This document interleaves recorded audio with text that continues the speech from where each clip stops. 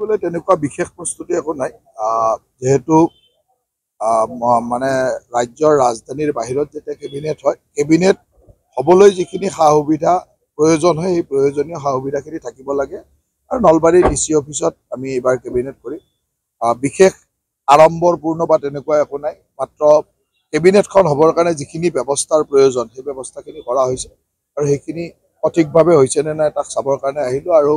অহা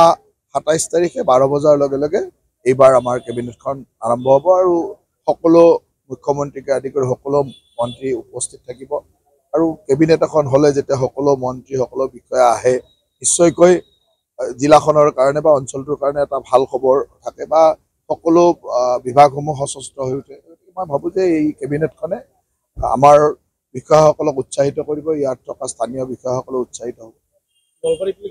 জেনেৰেলি কেবিনেটত আহিলে মুখ্যমন্ত্ৰী ডাঙৰীয়াই এই অঞ্চলটোৰ বিষয়ে কিছু কিছু কথা কয় আৰু আচলতে আমাৰ নলবাৰীত কিছুদিন ধৰি আমাৰ যথেষ্ট কাম চলি আছে এই কামখিনি সোনকালে সম্পূৰ্ণ কৰাটোৱে আমাৰ মূল লক্ষ্যত আছে গতিকে তাৰ লগে লগে আৰু যদি মুখ্যমন্ত্ৰী ডাঙৰীয়াই ভাবে যে নলবাৰীত আৰু কিবা কৰিব লাগে নিশ্চয়কৈ মুখ্যমন্ত্ৰী ডাঙৰীয়াই ক'ব